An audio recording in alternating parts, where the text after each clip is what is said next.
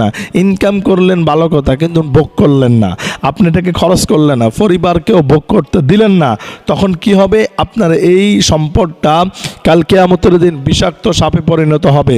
বিষাক্ত সাপে পরিণত হয়ে আপনাকে পিছনে ধাওয়া করবে, আর সেই বিষাক্ত সাপ আপনাকে বলবে আনা মালুকা আনা কানজুক, আমাকে নাও, আমাকে ব্যবহার করো, আমাকে ভোগ করো।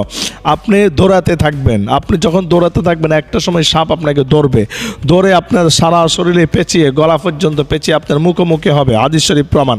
মুখোমুখি হয়ে সেই সাপ বলবে আনা মালুকা আনা কানজুক, আমি তোমার দুনিয়ার সম্পদ, সঞ্চয়কৃত সম্পদ, যে সম্পদ পরিবারের জন্য খরচ করো না, যে সম্পদ তুমি নিজের তেমন খরচ করো না, যে সম্পদের জাকাত দাও নাই, পবিত্র করো নাই, আমি তোমার সেই সম্পদ, আমাকে নাও, এখন আমাকে ভোগ করো, এখন আমাকে ব্যবহার করো।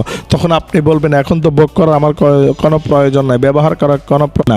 ইনকাম করলেন ভালো কথা, কিন্তু ভোগ করলেন না, আপনি এটাকে খরচ করলেন না, পরিবারকেও ভোগ করতে দিলেন না।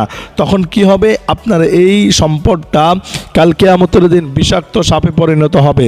বিষাক্ত সাপে পরিণত হয়ে আপনাকে পিছনে ধাওয়া করবে, আর সেই বিষাক্ত সাপ আপনাকে বলবে আনা মালুকা আনা কানজুক, আমাকে নাও, আমাকে ব্যবহার করো, আমাকে ভোগ করো।